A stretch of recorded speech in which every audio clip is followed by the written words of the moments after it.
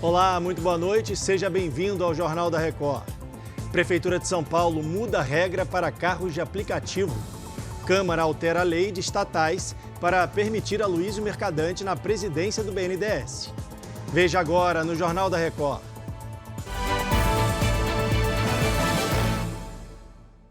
Oferecimento: cartões Bradesco, muito mais benefícios.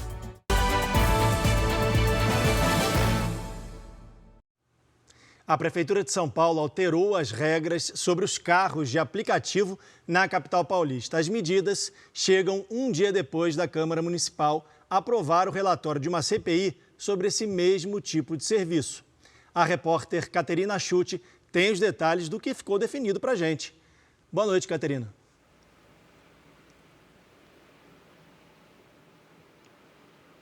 Oi, Leandro. Muito boa noite para você, para todos que nos acompanham aqui no Jornal da Record.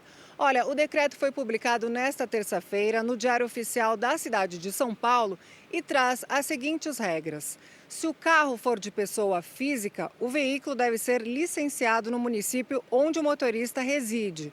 Mas se o carro for de empresa, deve ter licenciamento na capital paulista. E o decreto amplia a idade máxima permitida de operação de veículos de 5 para até 10 anos de fabricação.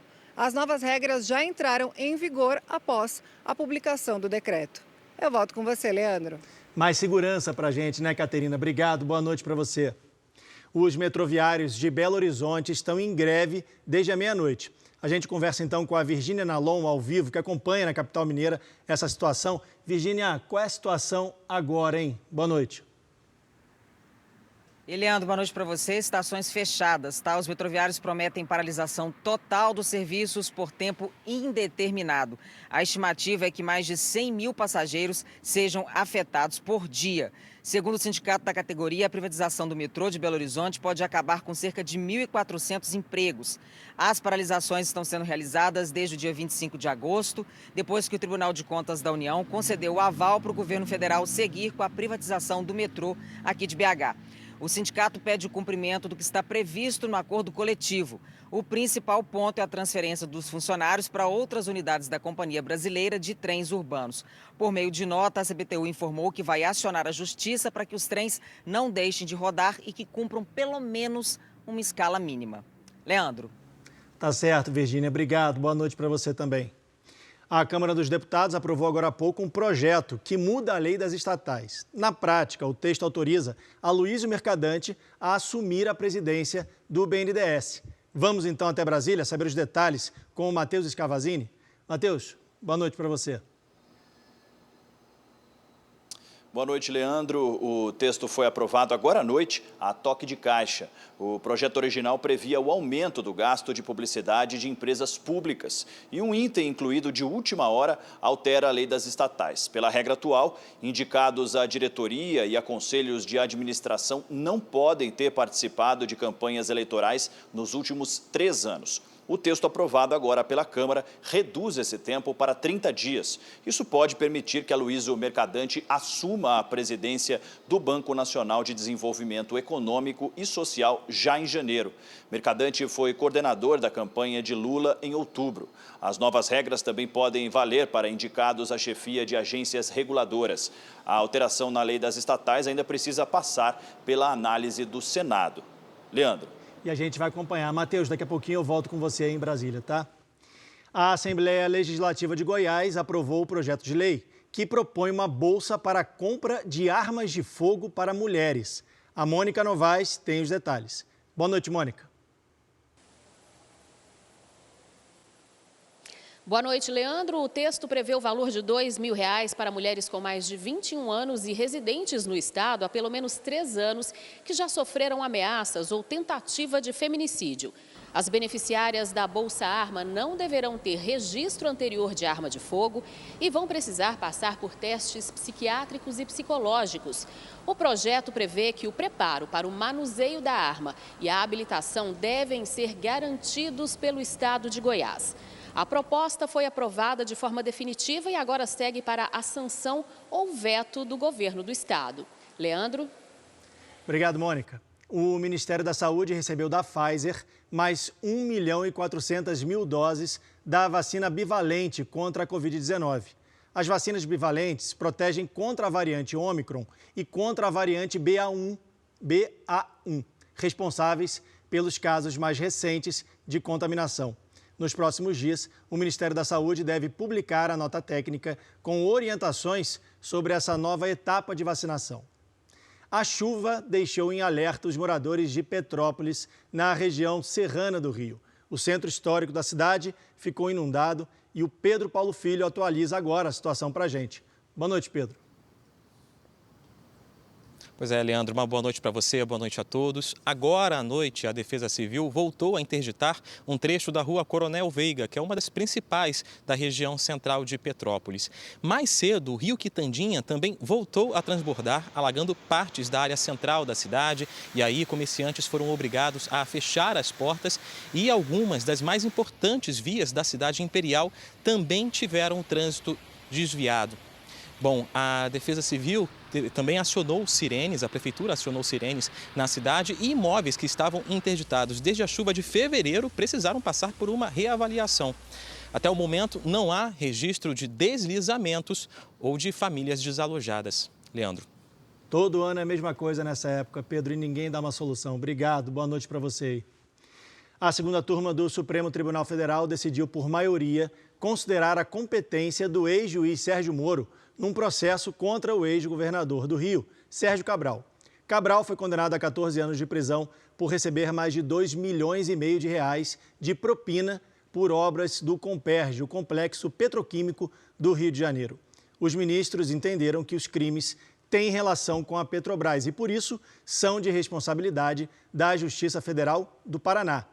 Já a votação para decidir sobre a libertação de Cabral da prisão está empatada. A decisão depende agora do ministro Gilmar Mendes, que tem até sexta-feira para votar. Somadas, as penas de Sérgio Cabral ultrapassam 375 anos de prisão.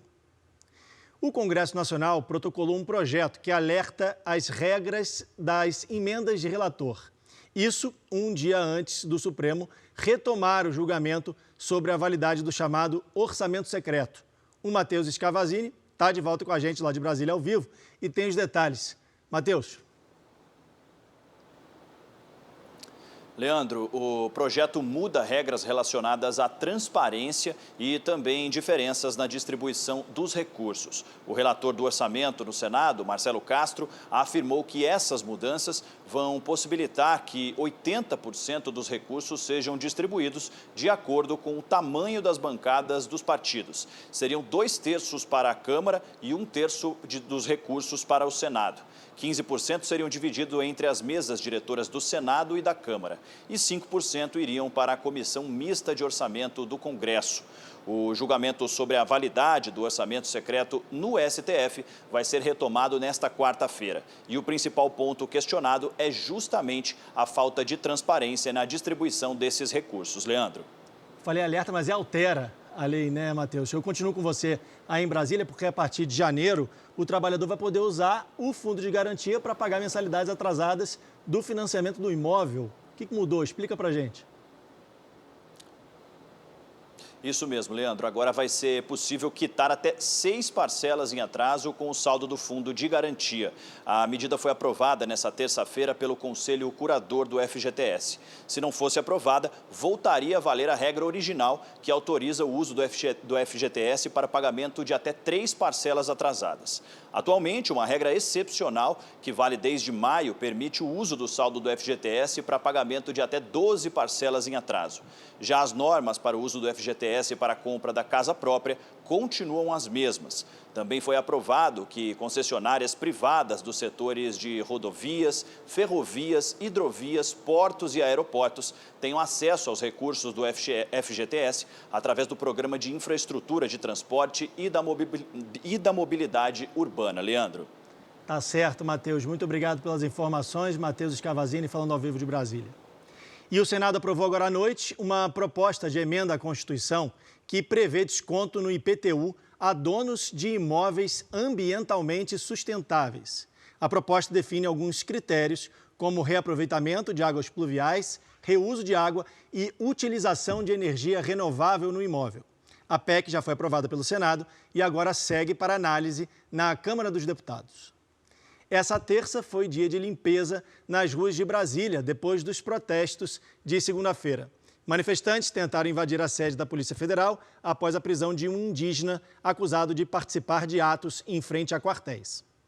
Fuligem, veículos incendiados e muita sujeira. Funcionários do governo do Distrito Federal tentavam limpar hoje de manhã o que parecia um cenário de guerra da noite anterior. Manifestantes contrários à prisão temporária do líder indígena José Acácio de Sererê Chavante, apoiador do presidente Jair Bolsonaro, tentaram invadir a sede da Polícia Federal. José Acácio teve ordem de prisão decretada pelo ministro Alexandre de Moraes por suposta prática de condutas ilícitas em manifestações. O confronto com policiais resultou no incêndio de 4 ônibus, 8 carros e a depredação de bens públicos e privados. A pouco mais de 1.500 metros dali, no hotel onde estão hospedados o presidente eleito Luiz Inácio Lula da Silva e o vice-presidente eleito Geraldo Alckmin, foi preciso reforçar a segurança.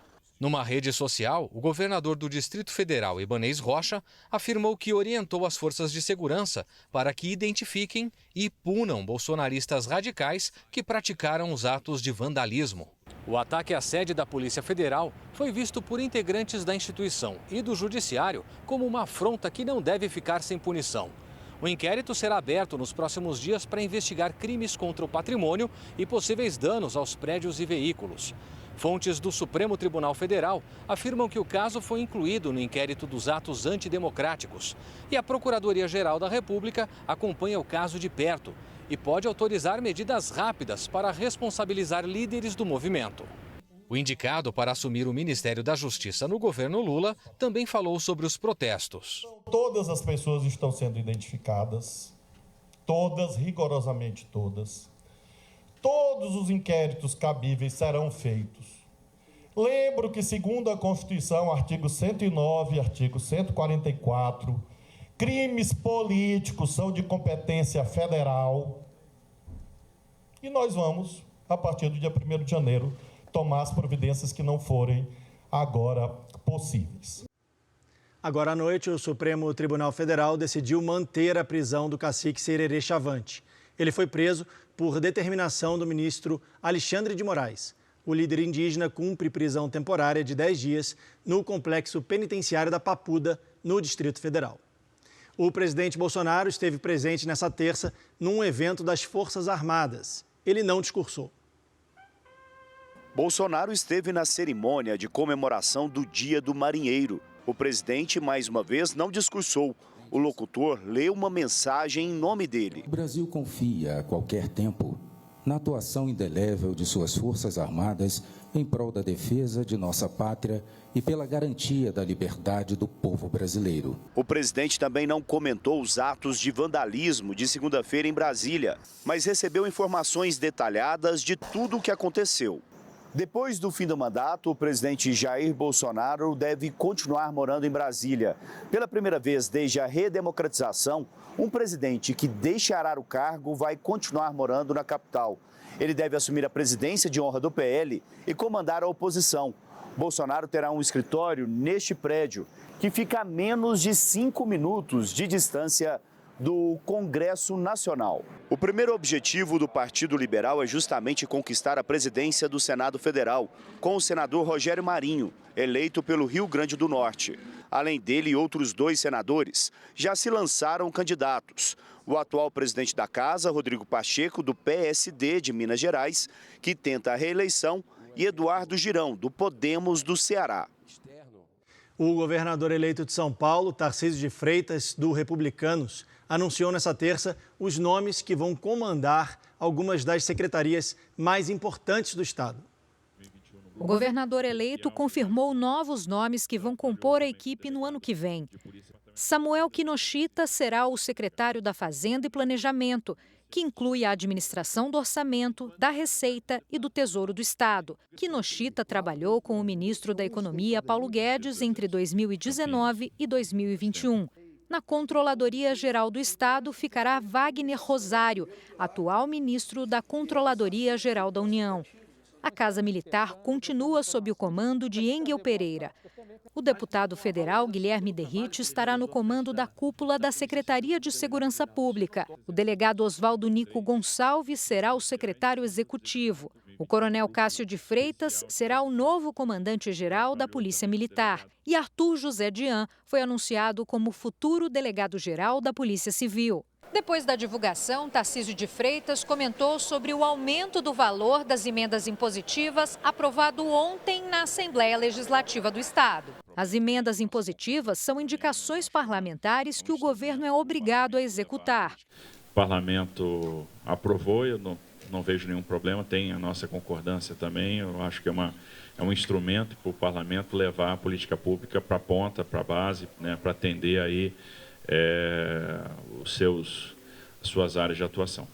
A estimativa é que cada deputado estadual tenha direito a R$10 milhões e 500 mil para emendas impositivas em 2023. Antes da mudança, a previsão era de 7 milhões. A Polícia Federal investiga um possível vazamento numa prova da Ordem dos Advogados do Brasil. A correção desse exame está suspensa até que o caso seja apurado. Foi um ano corrido para Fernanda, que precisou conciliar o trabalho, os últimos semestres da Faculdade de Direito e o cursinho preparatório para o exame da Ordem dos Advogados do Brasil. Procurei dar o melhor de si para fazer tudo sempre, entendeu? Administrando tudo e fazendo sempre da melhor forma com o que eu tinha disponível. E assim, ela chegou bem preparada para a prova no domingo passado. Você foi bem? Sim, eu fui bem. Na segunda etapa, o inscrito optava por uma das 7 áreas possíveis. A disciplina que a Fernanda escolheu pode ter o exame anulado. O Conselho Federal da OAB suspendeu a correção das provas na área de direito trabalhista por causa da suspeita de vazamento do conteúdo aplicado no exame. Algumas horas antes do teste, o assunto foi citado em grupos de um aplicativo de mensagens que reúnem estudantes e professores. A mensagem curta, repetida nas conversas, apontou exatamente o tema: mandado de segurança. Este advogado, que é professor de um curso preparatório, se surpreendeu com o acerto da previsão. Ele citou esse tema como se tivesse muita certeza que iria cair esse tema, sendo que nunca caiu na banca. Também circularam nos grupos, durante o teste, estas fotos da prova, o que não é permitido antes do horário de saída do exame. A partir do momento que eu tenho uma suspeita de lisura e transparência, realmente esse exame ele está prejudicado. Em nota, o Conselho Federal da OAB informou que notificou a Polícia Federal, que vai investigar o possível vazamento. Também pediu informações à Fundação Getúlio Vargas, responsável pela aplicação das provas. E afirmou que nenhum membro da ordem tem acesso ao conteúdo do exame. Quem se dedicou tanto para passar na prova e poder trabalhar como advogada, agora espera uma resposta. Seja qual for o resultado, que seja o melhor pensado para a gente também, né? Para os alunos que não tem nada a ver com isso e que acabaram sofrendo, vão sofrer as consequências, né? A Fundação Getúlio Vargas foi procurada, mas não se pronunciou. Uma tempestade de neve atingiu os Estados Unidos de leste a oeste. Ruas e estradas ficaram bloqueadas. No Colorado, as nevascas e ventos fortes atrapalham a visibilidade nas estradas. Por conta da neve, algumas vias chegaram a ser interditadas. Na Dakota do Norte e nos estados vizinhos, o acúmulo de neve está previsto para chegar a 60 centímetros. No Alasca, a neve passou de 1 metro de altura em algumas regiões.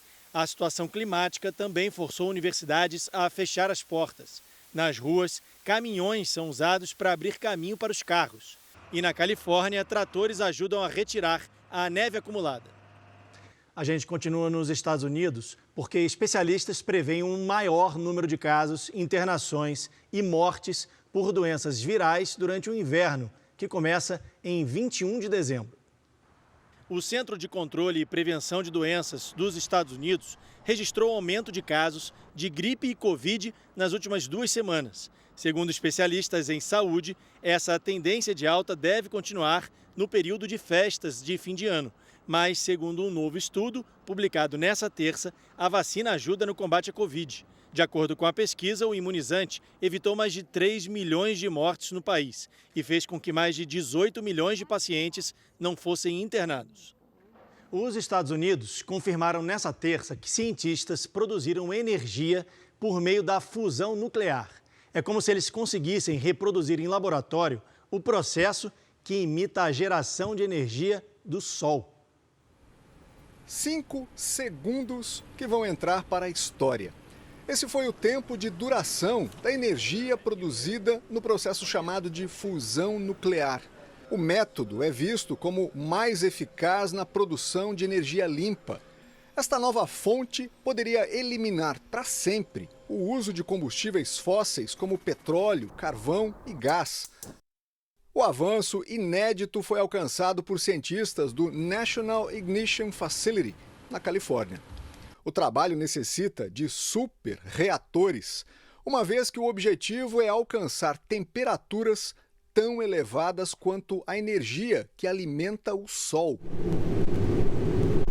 Esse processo é capaz de gerar quase 4 milhões de vezes mais energia que a queima do carvão.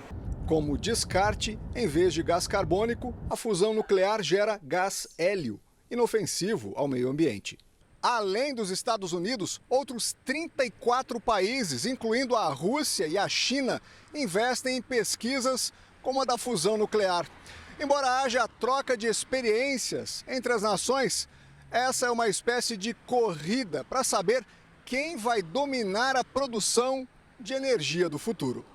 Apesar da expectativa, os cientistas estimam que as aplicações práticas para a descoberta histórica podem levar décadas.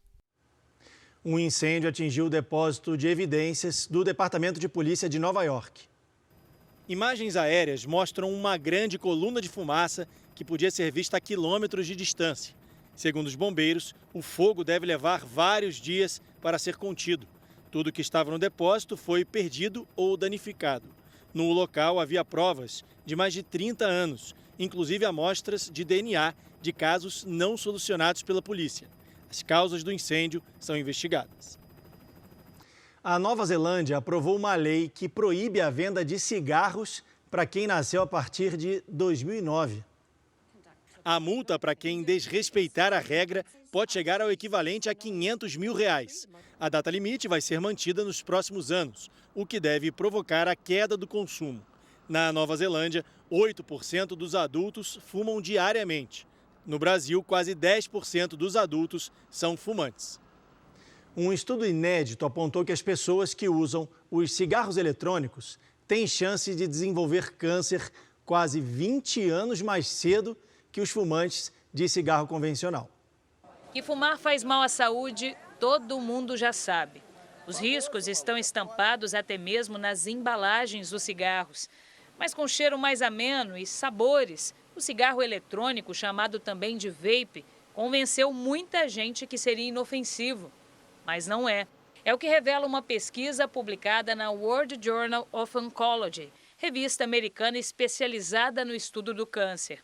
Como é uma novidade, ainda existem poucos estudos que falem sobre os impactos do cigarro eletrônico à saúde. Por isso, pesquisadores de várias universidades americanas trabalharam juntos no assunto. Eles descobriram que quem usa o vape pode desenvolver um câncer mais cedo do que quem fuma o cigarro tradicional. O estudo analisou informações de mais de 150 mil pacientes com câncer durante 3 anos. Entre eles, usuários de cigarros eletrônicos, fumantes tradicionais e não fumantes. E concluiu que entre os usuários do vape, o diagnóstico de câncer costuma vir por volta dos 45 anos, enquanto a média de idade entre os fumantes tradicionais fica por volta dos 63. A grande mensagem desse estudo é: tem alguma coisa aí. É um red flag, é uma bandeira vermelha que a gente levanta e fica todo mundo bastante atento sobre mais esse risco de doença oncológica. Isso é um sinal de que a gente deve estar sempre atrás de detectar diagnósticos precoces. Os tipos de tumores associados ao dispositivo eletrônico também são diferentes. Os mais comuns são na cervical, leucemia, que é um tipo de câncer no sangue, de pele e na tireoide. As novas descobertas reforçam o alerta sobre os riscos associados a todos os tipos de cigarro. Ambos causam lesão cardiovascular. tanto o cigarro eletrônico quanto o cigarro convencional. E o grande ponto aqui é, a gente não sabe o que vem no cigarro eletrônico. Não existe uma padronização. Então isso é muito assustador, porque a gente não sabe muito bem o que está sendo inalado ali. Melhor não fumar nenhum, né? Vamos mudar um pouco de assunto. A China enviou um número recorde de aviões bombardeiros para a Zona de Defesa Aérea de Taiwan. Da Ásia, a nossa correspondente Silvia Kikuchi tem as informações. Foram enviados 18 aviões militares com capacidade nuclear a Taiwan. É o maior sobrevoo de bombardeiros na região em pelo menos 2 anos. Os exercícios militares têm aumentado nas últimas semanas na região. E essa movimentação acontece dias após um representante do alto escalão do Japão ser recebido pela presidente taiwanesa. Apesar de Taiwan ter um governo autônomo, Pequim considera a ilha parte do território chinês. E esse tema tem gerado frequentes discussões entre a China e aliados de Taiwan, entre eles os Estados Unidos e o Japão. De Tóquio, Silvia Kikuchi. Obrigado, Silvia. A Justiça do Irã condenou 400 pessoas por participarem de protestos a favor dos direitos das mulheres. As manifestações começaram há quase 3 meses, depois da morte de Mahsa Amini. Ela foi presa por violar os códigos de vestimenta da lei islâmica e morreu sob custódia. As condenações podem chegar a 10 anos de prisão. Nos últimos dias, 2 jovens foram executados por terem se manifestado. Vamos falar de futebol? A Argentina está na final da Copa do Mundo do Catar. A equipe de Messi e companhia venceu com tranquilidade a Croácia por 3-0. Marrocos e França decidem nesta quarta-feira quem vai ser o outro finalista. Pela 6ª vez na história, a Argentina vai disputar uma final. E desta vez vai tentar conquistar o tricampeonato mundial. Grandes atuações do garoto Álvares, de 21 anos, autor de 2 gols, e de Messi, que fez um gol de pênalti. Ele ultrapassou Batistuta e agora é o maior artilheiro da Argentina em Copas, com 11 gols. A Argentina devolveu também a derrota para a Croácia em 2018 na Copa da Rússia, com o mesmo placar, 3-0. A Argentina espera por França ou Marrocos para decidir o título numa final inédita. Roberto Tomé, de Doha, no Catar. Valeu, Tomé. O Jornal da Record fica por aqui. Outras informações na primeira edição do JR 24 horas, às 7 da manhã. Você fica agora com o Fala Que Eu Te Escuto. Boa noite e a gente se vê.